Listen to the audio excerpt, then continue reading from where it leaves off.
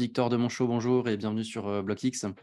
Victor, tu es CEO d'Ambrosia, dont on va parler aujourd'hui, donc une solution de dynamisation d'épargne adossée au stablecoin. Est-ce que tu pourrais dans un premier temps te présenter et raconter ton arrivée dans la blockchain, s'il te plaît? Bonjour Pierre, déjà merci beaucoup de m'accueillir ici, je suis ravi de répondre à toutes tes questions. Victor, effectivement, je suis le cofondateur d'Ambrosia. J'ai découvert les crypto-monnaies il y a quelques années déjà. Je suis quelqu'un de passionné à la base d'investissement et de finances personnelles, que ce soit sur les produits boursiers, l'immobilier, et après je suis arrivé tout naturellement dans les crypto-monnaies. Et en 2020, j'ai découvert la finance décentralisée et cet écosystème révolutionnaire, parfois un peu complexe, ça m'a paru évident d'en faire profiter au maximum à tout le monde.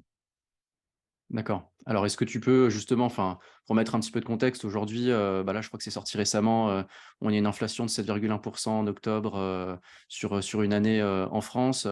En Europe, c'est plus important. On a notre livret A qui est aujourd'hui à 2% et encore, je crois que c'est assuré jusqu'en 1er février 2023. Aujourd'hui, vous vous proposez avec Ambrosia donc une solution pour dynamiser l'épargne adossée à des stablecoins. Donc là, on va rentrer un peu dans ces spécificités-là. Comment ça se passe chez Ambrosia, du coup? Ouais, alors, effectivement, donc nous, on a voulu créer Ambrosia parce qu'on est parti d'un constat assez simple, effectivement, c'est qu'on a des produits bancaires aujourd'hui, à l'instar du livret A, comme tu as pu le dire, mais aussi, les fonds euros, nos assurances vie, le PEL et cetera, qui ne rapportent plus grand-chose et d'un autre côté, on a cette inflation qui explose. Les chiffres sont sortis là pour le mois d'octobre, on est au-delà de 7 en France malgré un bouclier anti-inflation. Donc, il est nécessaire de proposer des solutions qui permettent d'optimiser son épargne. Donc comment ça fonctionne chez Ambrosia? On collecte des euros auprès de nos clients et ces euros, on vient les convertir en un panier de stablecoins dans une logique de diversification. Et ces stablecoins, on va les emmener sur la finance décentralisée, la DeFi pour Decentralized Finance, où on va les prêter à d'autres pairs qui vont payer des intérêts pour pouvoir emprunter nos stablecoins. Et donc ce sont ces intérêts qui viennent, euh, qui sont le rendement qu'on propose à nos clients. Ce rendement, il est de 5,5% par an, donc on est au-delà, bien entendu, de ce que proposent les livrets d'épargne traditionnels. Et au-delà de ça, donc on a les mêmes caractéristiques que les livrets d'épargne traditionnels, à savoir la liquidité. Donc on rend à tout moment, si le client le demande, les fonds dans un délai habituel de 5 jours ouvrés. On est sur un produit qui est gratuit, du moins sans frais, parce qu'il n'y a pas de frais d'entrée, pas de frais de sortie et pas de frais de gestion. Et on est sur un produit surtout qui est très simple d'utilisation. À partir du moment où on fait le dépôt sur la plateforme d'Ambrosia, on n'a pas à se soucier du choix des stablecoins, des blockchains ou des protocoles de finance décentralisés. Ça, c'est Ambrosia qui s'en occupe. OK. Ouais, pour quelqu'un qui veut un peu, dynamiser son épargne, se diversifier, se hedger face à l'inflation, donc ça peut être une solution pour quelqu'un qui, voilà, qui veut pas aller mettre les mains dans la blockchain, utiliser la DeFi, parce qu'il faut évidemment comprendre tous les risques qui sont associés. Donc, là, c'est quelque chose qui permet de le faire assez simplement. Donc comme tu dis, il y a 0 frais d'entrée, 0 frais de sortie, 0 frais de gestion, un rendement qui est aujourd'hui, donc à 5,5. Donc la question que peuvent se poser naïvement les gens, c'est, voilà, vous êtes une société, quel est votre business model? Ouais, donc Ambrosia, comment on gagne de l'argent? Nous, on vient se rémunérer sur toute la performance qui est faite au-delà d'un rendement de 5,5% par an. Donc on va généralement, faire une performance qui oscille bien sûr parce que ça bouge au jour le jour, entre 7,5 jusqu'à un petit 10.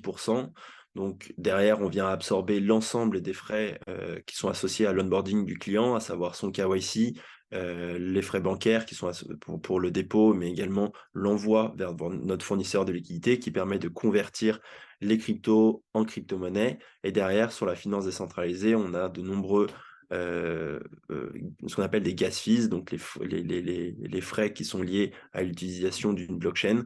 Donc tout ça, on vient les absorber, ce qui vient diminuer la performance d'Ambrosia. Donc Ambrosia, in fine, garde un pourcentage entre 1 et 2,5% sur les fonds de ses clients. OK, c'est très clair. Je vais revenir un petit peu sur ce que vous mettez, à l'intérieur, donc notamment ces fameux stablecoins parce que, bon, je reçois, des solutions d'épargne sur BlockX, des fonds d'invest et chacun a un petit peu ses solutions en interne pour pouvoir, effectuer du rendement et se voilà, émarger, puis faire son business model sur le supplément qu'ils vont réussir à faire VS ce qu'ils donnent rendre aux clients. Donc, on connaît les classiques, hein, les bots de trading, des positions courtes, longues, du placement long terme. Ça doit se mettre aussi sur la volatilité des cryptos type Bitcoin, Ethereum. Vous, aujourd'hui, vous avez vraiment fait, vous êtes uniquement et exclusivement sur du stablecoin. D'où vient ce choix? Alors effectivement, on aurait pu très bien se positionner sur des produits, du type arbitrage, bot de trading, staking de jetons natifs de blockchain. Mais pour nous, ce sont des produits qui sont totalement différents. On veut se positionner uniquement sur les stablecoins parce qu'on part du principe que trop de personnes aujourd'hui ne se positionnent pas encore sur les crypto-monnaies parce qu'elles ne comprennent pas cet écosystème et elles ont encore trop peur de la volatilité des actifs numériques. Il y a même une étude de la DAN, de KPMG et de Ipsos qui dit que 30% des Français seraient prêts à s'exposer aux crypto-monnaies, mais il y a encore 2-3 barrières qui les bloquent avant de franchir, de passer le pas. Donc nous, en se positionnant uniquement sur les stablecoins, qui est une notion quand même assez simple à comprendre, parce qu'au final, ce sont des monnaies, si on parle de stablecoins centralisées, qui sont des monnaies qui sont adossées au cours d'une monnaie fiduciaire et très généralement le dollar, bien, ce sont des notions qui sont assez simples à comprendre et qui peuvent rassurer le client qui est assez néophyte de l'écosystème crypto. Donc voilà pourquoi nous, on fait le choix de se positionner uniquement sur les stablecoins. Et au-delà de ça, les stablecoins, c'est ça aussi qui nous permet d'assurer cette certaine liquidité. Donc à tout moment, on peut rendre les fonds dans un délai habituel de 5 jours ouvrés si le client en fait la demande. Parce qu'on est adossé à des stablecoins. Si on était adossé à des jetons volatiles, dans le cas où on ferait face à une baisse des cours du marché crypto, comment on peut rendre des jetons volatiles qui ont perdu 20, 30 ou 50% de la valeur sur les semaines passées. Voilà pourquoi on s'expose uniquement à des stablecoins aujourd'hui chez Ambrosia. Ok, bon, je vais faire un peu l'avocat du diable, évidemment. Le stablecoin, on peut se dire qu'il est adossé à du dollar, donc sa valeur doit osciller plus ou moins de manière proche à du dollar. On a vu des stablecoins type voilà, l'UST de Terra, le stablecoin du Huobi récemment aussi qui a perdu son peg, malgré le fait qu'on ait, en l'occurrence l'UST, des capitalisations qui chiffraient à plusieurs milliards de dollars. Donc on pourrait dire, voilà, ça assure de la légitimité, de la crédibilité. Donc il y a quand même un risque, hein, vis-à-vis du stablecoin. Moi, ce qui m'intéresserait de savoir, c'est aujourd'hui, quel stablecoin voilà, vous allez utiliser au quotidien. Ouais, effectivement, il faut le souligner, les stablecoins aujourd'hui elles représentent un risque. Un stablecoin peut être unstable. On l'a vu avec l'UST, un stablecoin valorisé plus de 20 milliards, effectivement, il y a à peu près 6 mois de ça, il est retombé à zéro. Donc il faut savoir, il y a un risque sur les stablecoins qui doit être compris par nos clients qui s'exposent à la tirerie crypto d'Ambrosia. Néanmoins, c'est là où Ambrosia est pertinent parce qu'on met toutes nos compétences à profit pour la sélection de ces stablecoins. Et chez Ambrosia, on se positionne très majoritairement sur les 3 stablecoins qui ont fait leurs preuves et qui montrent qu'ils sont solides, à savoir l'USDC de Circle, le BUSD de Binance et l'USDT de Tether. Et au-delà de ça, on a une petite allocation qui est dédiée à 3 autres stablecoins un peu moins capitalisés, mais qui aujourd'hui fonctionnent très bien et qui n'ont jamais montré la moindre défaillance, à savoir le DAI, le FRAX et le TUSD. Ok, donc ouais, vous allez faire des arbitrages en fonction des stables, en fonction de ce qui est proposé sur la DeFi, sur ces rendements-là. Justement, parce que là, il y a effectivement, et c'est assez clair, et je pense que c'est important aussi de le redire, qu'il y a une risque de perte en capital. Alors c'est vrai que là, pareil, je continue de faire l'avocat du diable, même si aujourd'hui le livret A, bon, bah, il est rémunéré à 2%, on est sûr de garder son capital là. Aujourd'hui, on peut se dire qu'il y a une perte en capital possible alors qu'on est sur du stablecoin, qui est, hormis le problème du stablecoin en lui-même, dont on a déjà évoqué voilà, les dangers, quels sont les risques donc, qui vont forcément être inhérents au protocole que vous allez utiliser, à la DeFi? Comment vous êtes sur de la gestion de risque sur la DeFi? Ouais, moi je me permets juste de revenir une petite seconde sur les fonds qui sont garantis par un livret A. Effectivement, quand on dépose de l'argent à la banque, jusqu'à 100 000 €, les fonds sont garantis. Donc un livret A, c'est jusqu'à 22 500 €. Donc si on va au maximum du livret A, donc il y a 22 500 € qui sont censés être garantis.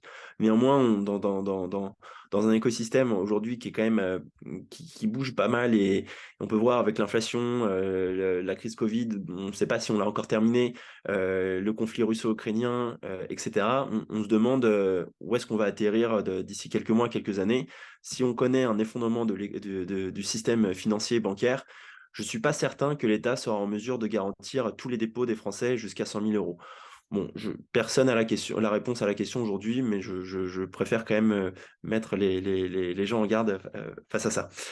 Euh, Effectivement, la tiers crypto d'Ambrosia présente des risques de perte de capital. On a des risques sur les stablecoins, mais la finance décentralisée présente également des risques. La finance décentralisée, c'est un écosystème qui est jeune et qui présente des risques technologiques. Donc, on fait appel à des smart contracts pour pouvoir générer du rendement. Donc, des smart contracts sont des contrats intelligents qui exécutent des conditions sur des événements qui ont été prédéterminés.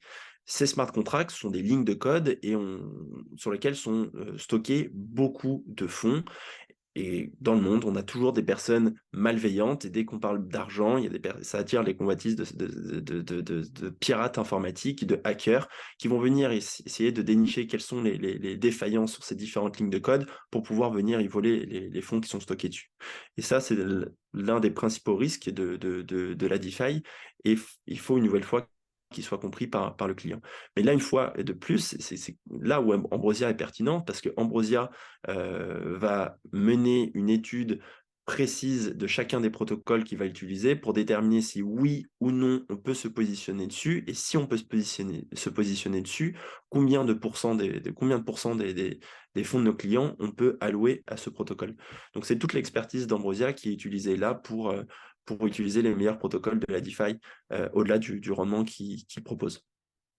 OK, et puis après, j'imagine, voilà, tous les jours, toutes les semaines, tous les mois, il y a des arbitrages qui sont faits en fonction des conditions de marché, en fonction de ce qui est proposé sur la DeFi.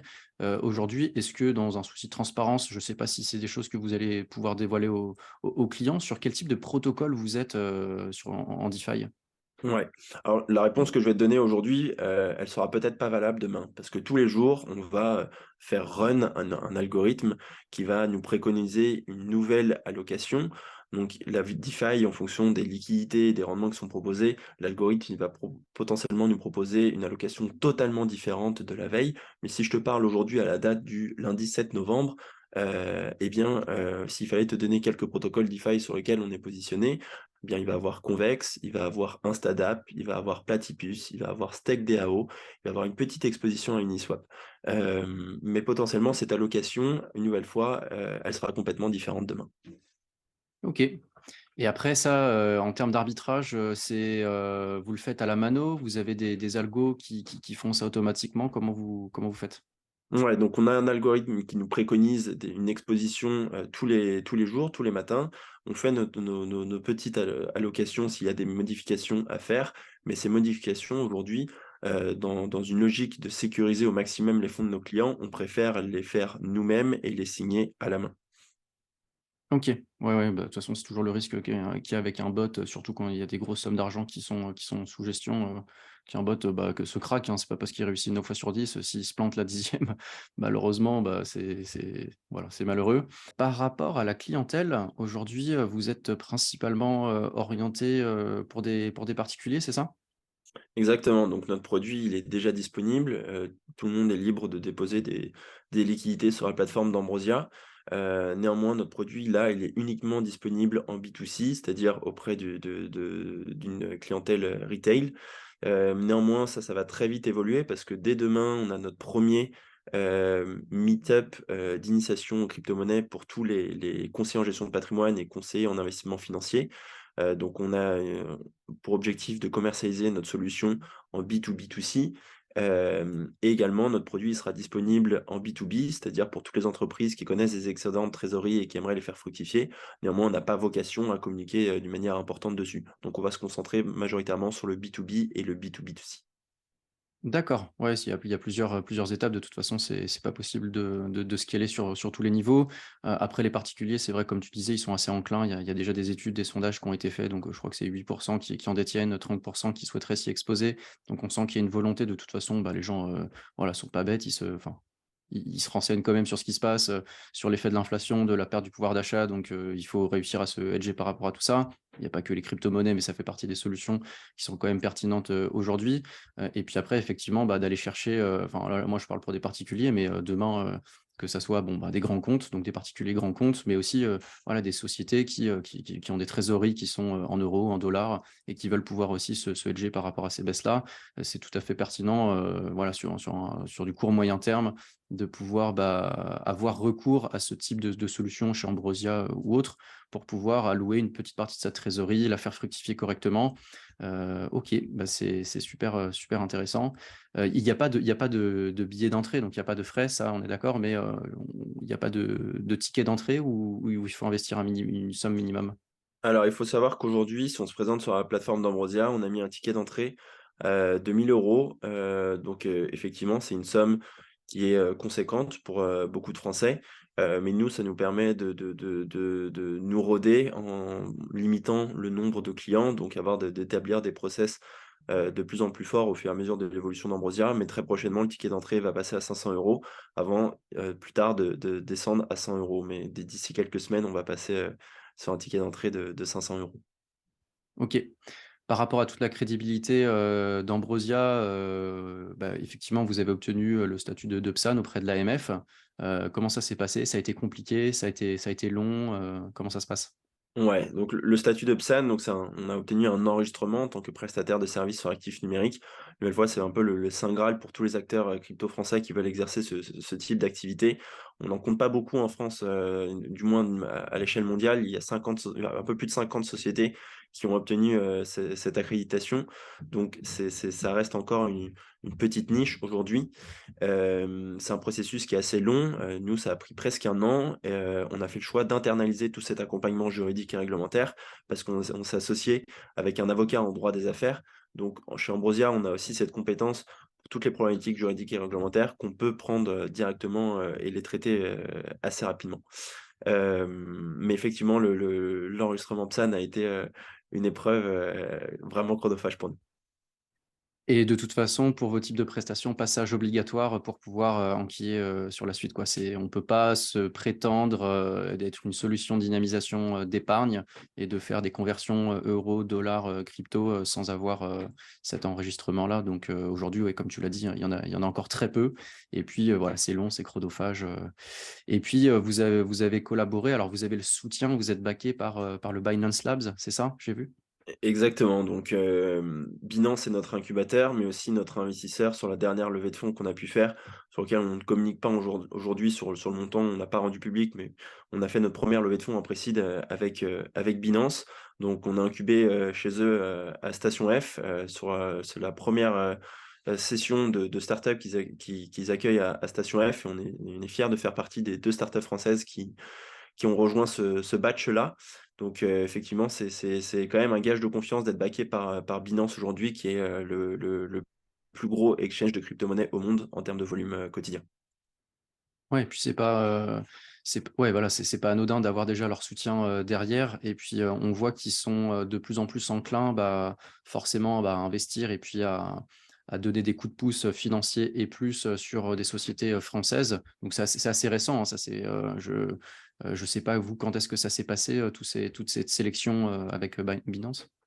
Ouais, donc Binance, lors de la Paris Blockchain Week, qui avait lieu en avril dernier, 2022, si je dis pas de bêtises, CZ, le cofondateur et CEO de Binance, avait annoncé qu'il souhaitait injecter, 100 millions d'euros dans l'économie, française, du moins européenne, pour, accélérer, la tendance crypto, sur notre continent.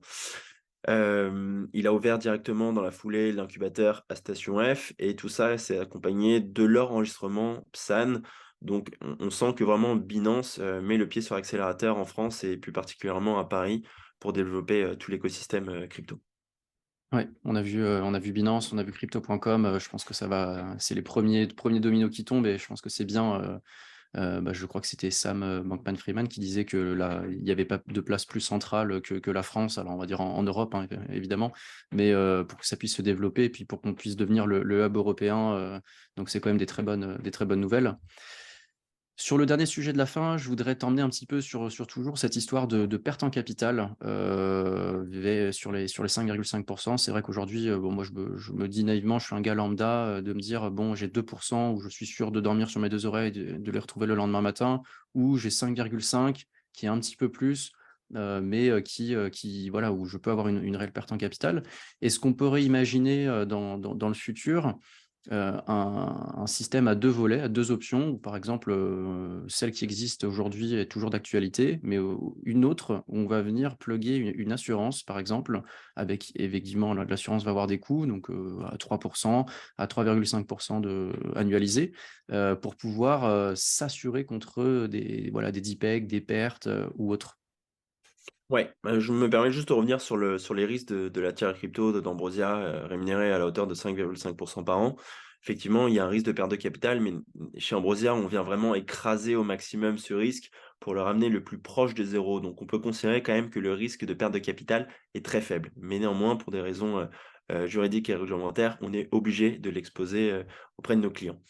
Pour répondre à ta question maintenant, sur, ce produit, avec un rendement un peu plus faible, mais des fonds de garantie, c'est quelque chose qu'on est en train de développer nous en interne. Donc on discute, on a des discussions qui sont de plus en plus avancées avec des assureurs, qui seraient prêts à protéger, les fonds de nos clients, mais sur un rendement bien sûr qui serait du coup plus faible. Donc proposer des différents produits, un rendement vraiment sécurisé, garanti, mais avec un yield, un rendement assez faible, toujours dans l'objectif d'être au-dessus de ce que proposent, nos banques traditionnelles. Le livret actuel à 5,5 et ensuite un produit avec un rendement un peu plus élevé, de l'ordre de 8 à 9 mais avec un risque bien entendu qui sera plus important. Donc en fonction du profil d'investisseur de nos clients, on leur préconisera, un portefeuille, chez Ambrosia. Ouais, parce que pour moi, je pense que c'est un no-brainer, hein. Si demain, il y a une assurance qui me permet de, voilà, de me couvrir par rapport à des pertes avec un rendement à, j'en sais rien, à 3,5, 4, même 4%, ou si ça va être déjà quand même plus important que du livret A. Alors, idéalement, peut-être de se débrouiller pour que ce soit un petit peu plus important que des plateformes type SCPI, enfin, ou d'autres placements. Je pense que les gens, ça va leur permettre de passer le pas, de dormir sur les deux oreilles, parce que la crypto, ça fait encore aujourd'hui très peur, que ce soit voilà, les journaux, les médias, puis même, enfin, même quand on le vit, hein, même nous, à l'intérieur, c'est pas, ça peut parfois être les montagnes russes.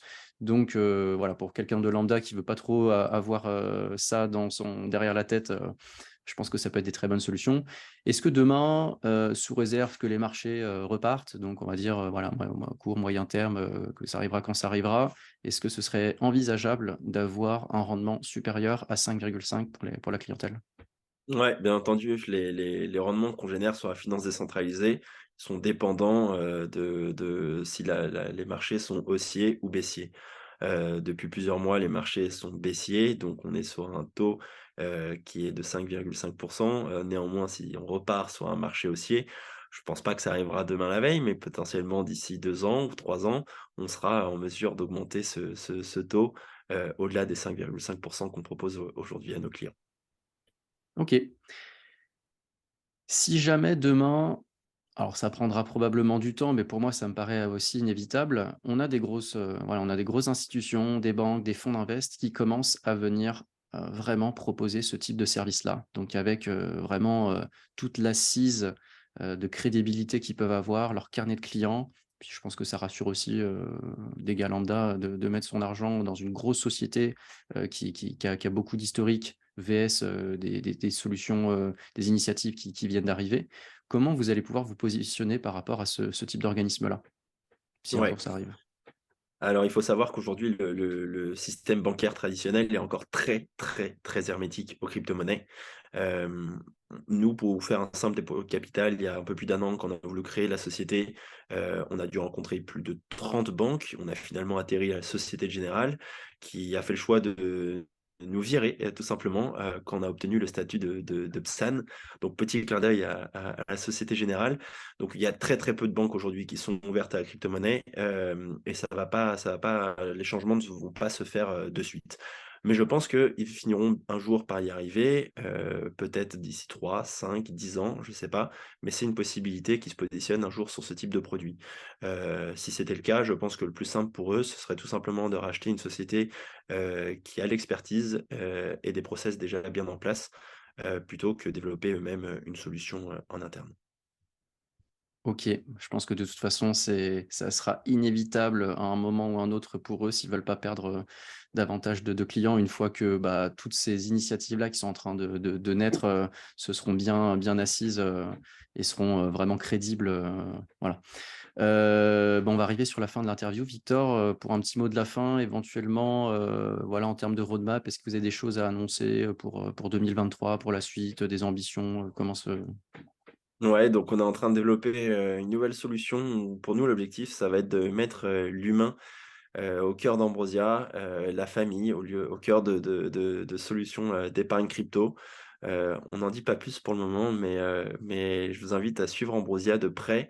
Il y a de belles annonces, qui vont arriver, très prochainement. OK, super, bah, on va suivre ça de près effectivement. Merci pour ton temps, Victor et puis je te souhaite, beaucoup de courage à toi et à toute l'équipe, pour la suite. Merci Pierre, à bientôt.